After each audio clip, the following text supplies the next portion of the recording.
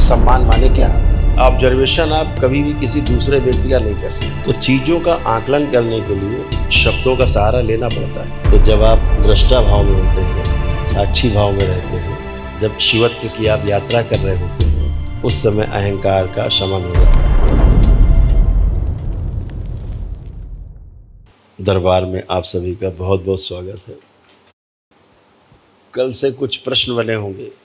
आज शाम को हम लोग प्राथमिक ध्यान के साथ साथ कुछ विशेष ध्यान साधना भी करेंगे, जो सोशल मीडिया पे पब्लिक नहीं होगी।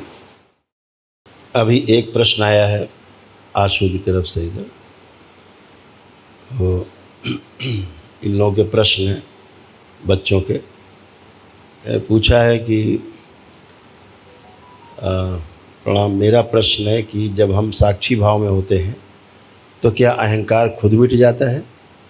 साक्षी भाव में अहंकार को अपने से अलग देखते हैं, क्या ये सत्य है? बिल्कुल, पहले भी चर्चा हो चुकी है कि अहंकार को, उसका शमन करने के लिए, उसका जो अतिरेक है अहंकार का, जो बैलेंस करने के लिए, सम करने के लिए दृष्टा भाव सबसे उचित मार्ग है। जब हम दृष्टा भाव से ऑब्जर्वेशन करते हैं, क्योंकि अगर ऑब्जर्वेशन हो सकता है, कोई आकलन हो सकता है, वो दृष्टा भाव से ही हो सकता है। अगर आप प्रिय हित लाभ के अनुसार अपने कोई भी आकलन कर रहे हैं तो वो आकलन नहीं है, वो आप अपनी संतुष्टि के लिए अपने हिसाब से चीज़ों को बुन रहे हैं और अपने आप को सेटिस्फाई करने की कोशिश कर रहे हैं। तो जो व्यवस्था है वो ये है कि हम जब दृष्टा भाव में होते हैं, हम साक्षी भाव में होते हैं, तो हम ठीक से आकलन कर पाते हैं। एक शब्द है, एग्जाम्पल के लिए इसका एक एग्जाम्पल है, एक शब्द है सम्मान। जब बोलते हैं कि हम सम्मान दे रहे हैं किसी को, तो सम्मान एक शब्द है और हमने उसको अपने अपने हिसाब से, अपनी अपनी सुविधा के अनुसार, अपनी अपनी मानसिक स्थिति के अनुसार अंदर गढ़ रखा है कि सम्मान माने क्या। कि किसी के पैर छू लिए, सम्मान माना गया। प्रणाम कर लिया, सम्मान माना गया। बड़ाई कर दी, उस सम्मान माना गया। ऐसे जो इवैल्यूएशन है वो अपने अपने ढंग से करते हैं। जैसे कोई बच्चा है, पढ़ रहा है, तो उसको हम बोलते हैं कि कोई लाते हैं, कोई अपने बच्चे को सामने गेस्ट के, बच्चे क्या कर रहे हो तुम, पूछते हैं लोग। तो पेरेंट्स अक्सर बोल देंगे, अरे बहुत अच्छा है पढ़ने में। कुछ भी कर सकता है बच्चा आगे चल के। अब ये जो कुछ भी कर सकता है, ये ओवर इवैल्यूएशन है, अधिमूल्यन है। ये अधिमूल्यन है।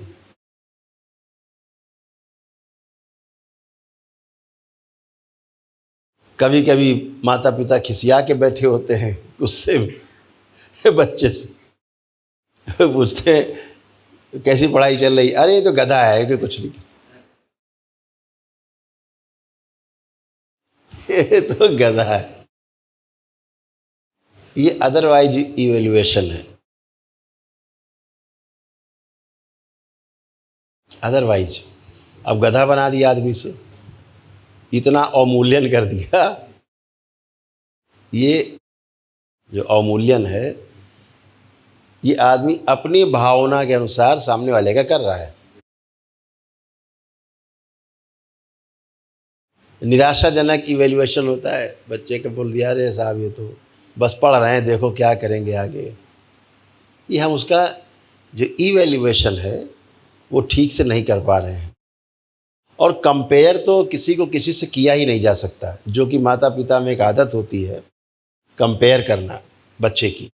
देखो पड़ोसी का वो लड़का फला कितना आगे बढ़ गया, तुम यहीं पे घास छील रहे हो भी, हैं? देखो उनका लड़का कितना अच्छे से पढ़ाई करके कहाँ निकल गया, तुम फेल हो चुके हो एक बार, तुम्हारे अच्छे नंबर नहीं आ रहे हैं, उसके तो कितने नंबर आ रहे हैं, आगे जा रहा है।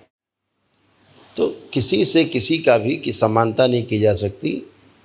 सम्मान का अर्थ बिल्कुल ये नहीं है जो अभी समाज में प्रचलित है। तो ये प्रश्न बहुत सुंदर प्रश्न था। चीज़ों को, शब्दों को अगर हम ठीक से देखें, क्योंकि हमेशा जो शब्द होता है, शब्द हमेशा किसी वस्तु की ओर इंगित कर रहा होता है। जैसे मैंने बोला ग्लास, तो इंगित हो गया। तो शब्द और शब्द से इंगित वस्तु और वस्तु में जो निहित अर्थ है उसको समझना, समझ करके पूरी तरह से बोध हो जाना, ये अध्ययन कहलाता है।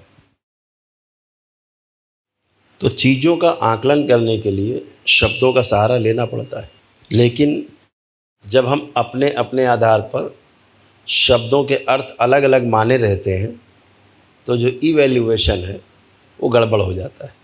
ये शरीरगत है, ये वस्तुगत है जी, ये भौतिक आधार पे हम आकलन करते हैं। इसलिए किसी भी चीज़ का आकलन दृष्टा भाव से ही हो सकता है, और जीवनगत आकलन होगा अगर, तो आप सही से इवेलुएट कर पाएंगे। अगर शरीरगत आप आकलन करते हैं तो हमेशा गलत होगा। इसलिए अहंकार हो, मोह हो, क्रोध हो, जितने भी दोष है वो हो, सभी का आकलन जीवनगत तरीके से ही हो सकता है, दृष्टा भाव से ही हो सकता है। तो जो भी ऑब्जर्वेशन है, इसको हमेशा ध्यान रखना है कि ऑब्जर्वेशन आप कभी भी किसी दूसरे व्यक्ति का नहीं कर सकते, क्योंकि आकलन, ऑब्जर्वेशन जो है वो स्वयं का होता है, पूरा ऑब्जर्वेशन 100%। और बड़ी मज़ेदार बात है इसमें, इसको और ध्यान से देखेंगे तो हम दूसरे का भी अगर ऑब्जर्वेशन कर रहे होते हैं तो अपने आधार पर ही कर रहे होते हैं, स्वयं के आधार पर। अपने से ही उसको आंकते रहते हैं कम ज़्यादा, ये गड़बड़े। वहाँ भी स्वयं का ही ऑब्जर्वेशन आगे रहता है। जैसे takže musí být zkreslená. जैसे कोई व्यक्ति मांस खाता है और एक ऐसे व्यक्ति से कहा जाए इसका आकलन करो, ये मांस खाता है, और उससे कहा जाए आकलन करो जो मांस नहीं खाता है, हेट करता है, वो कहे कि बहुत बेकार आदमी है। तो अपने आधार पे उसने आकलन किया है। तो व्यक्ति किसी दूसरे का भी ऑब्जर्वेशन करता है तो अपने आधार पर ही करता है, ये बात क्लियर है। स्वयं के आधार पे, मतलब स्वयं के आधार पे करता है। तो जब आप दृष्टा भाव में होते हैं, साक्षी भाव में रहते हैं, जब शिवत्व की आप यात्रा कर रहे होते हैं, उस समय अहंकार का शमन हो जाता है। And when you are जो तुमने देखा है होते हुए, ये बिल्कुल सत्य है। सभी लोग क्लियर हो गए होंगे, सभी को क्लियर है।